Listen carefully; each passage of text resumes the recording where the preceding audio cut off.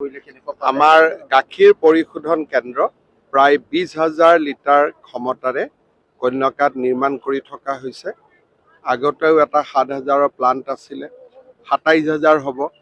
আমাৰ দুখীয়া খেতিয়কসকল, ডায়েৰী ফাৰ্মাৰ্ছসকল উপকৃত হ'ব। মোক পদ্ম হাজৰিকা ডাঙৰীয়াই কোৱা মতে মে' জুন মাহত এই প্ৰকল্পটো সম্পূৰ্ণ হৈ উঠিব। মই খুব ভাল লাগিলে চাই। চৰকাৰী আৰু দলীয় কাৰ্যসূচী কন্যাকা আৰ্থিক চাওক, আজিৰ দিনটো আৰু অহাকালিৰ দিনটো নদুৱাৰ সমষ্টিৰ কাৰণে এটা আচলতে ঐতিহাসিক দিন বুলি আমি ক'ব লাগিব। মানে এই দুটা দিনত আমি যিটো উচ্চ শিক্ষাৰ প্ৰাণকেন্দ্ৰ ত্যাগবীৰ হেমবৰুৱা মহাবিদ্যালয়, তাত যিটো তেওঁ কথা দিছিল ইনডোৰ ষ্টেডিয়ামৰ গাৰ্লছ হোষ্টেলতো পইচা গোটেই ৰিলিজ কৰি দিলে। এতিয়া 80% কাম হৈ গৈছে। ইনডোৰ ষ্টেডিয়ামৰ যিটো 1.7 সেইটোৰ আজি আধাৰশিলা কৰিলে তাৰো পইচা সোমাই গৈছে। তাৰমানে যিখিনি কথা দিছিল সেইখিনি কৰিছে।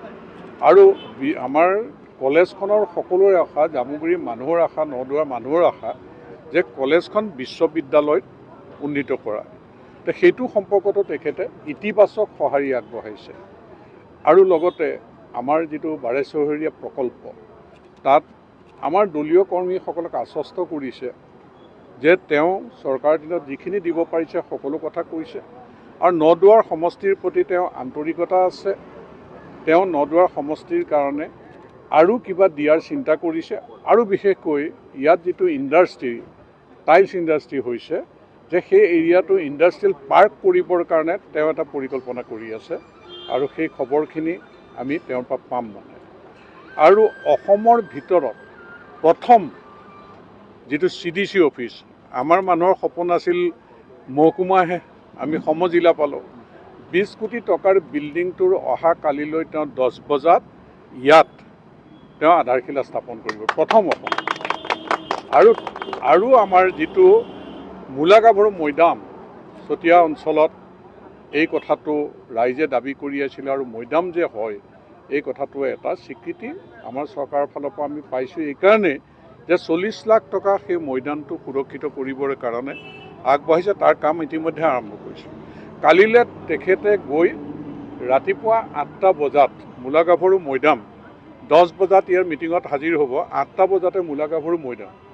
আৰু 117 বছৰ গৰাকা অসমৰ প্ৰথম মুকলি বিহু মাধুৰী আহঁতৰ মুকলি বিহু তোলা, সেই আহঁত গছজোপা তেওঁ নিজে প্ৰত্যক্ষ কৰাৰ ইচ্ছা প্ৰকাশ কৰিছে আমি জনোৱাত। গতিকে অহাকালিলৈ ৰাতিপুৱা 2টা খবৰ যে 1 মূলাগাভৰু মৈদাম, 2 মাধুৰী আহঁতৰ তলৰ বিহু মেলা, আৰু 3 অসমৰ ভিতৰত প্ৰথমটো CDC অফিচ 20 কোটি টকাৰ বিল্ডিঙৰ তেখেতে আধাৰশিলা স্থাপন কৰিব। আৰু লগতে মডেল স্কুল যিখন CBSE দিছে, সেইখন CBSE মডেল স্কুলৰো কালিলৈ আধাৰশিলা স্থাপন কৰিব। আৰু তেখেতৰ মুখেৰে কালিলৈ নদুৱাৰ সমষ্টিত আমি হয়তো কিছু খবৰ পাম। গতিকে সেইটো আমি আশাৰে বাট চাইছোঁ। সেইকাৰণে কৈছোঁ আজিৰ দিনটো আৰু অহাকালি দিনটো আমাৰ কাৰণে এটা ঐতিহাসিক দিন। আৰু আমি হেপী এইকাৰণে যে তেখেতে আমাৰ কন্যাকা পৰিয়ালে যিখিনি কাম কৰি আছোঁ তেখেতে প্ৰত্যক্ষ কৰিছে। এই পেষ্টৰাইজ প্লাণ্টটো আমাৰ যদিও 8,000 লিটাৰৰ আছিলে, এইটো 20,000লৈ উন্নীত কৰাৰ ক্ষেত্ৰত তেখেতে আমাক সহায় কৰিছে। আৰু এইটো সোনকালে নিৰ্মাণ কৰি উঠাত তেখেতৰ ফালৰ পৰা যিখিনি সহযোগিতা আগবঢ়াব লাগে আগবঢ়াব।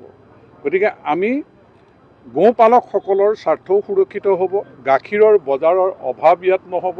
গাখীৰখিনি আমি ক্ৰয় কৰি সমগ্ৰ অসমতে আমি বাই প্ৰডাক্ট যিখিনি কৰিব পাৰোঁ, গাখীৰৰ বজাৰখন আমি দখল কৰিবলৈ সক্ষম হ'ম। আৰু ইয়াতে দুগ্ধ বিপ্লৱৰ এটা যাত্ৰা আমাৰ সমষ্টিৰ পৰা আমি কৰিবলৈ ভৰলী পৰিয়া কন্যাকা এই যাত্ৰাটো আমি সক্ষম হ'ম। গতিকে মুখ্যমন্ত্ৰী ডাঙৰীয়াৰ আশীৰ্বাদ থাকিলে আমি হয়তো নিবনুৱাসকলক সংগঠিত ৰূপত আগুৱাই নিবৰ কাৰণে, ইয়াত ইণ্ডাষ্ট্ৰি কৰিবৰ কাৰণে, পথাৰ বজাৰ দখল কৰিবৰ কাৰণে আমি সক্ষম হ'ম।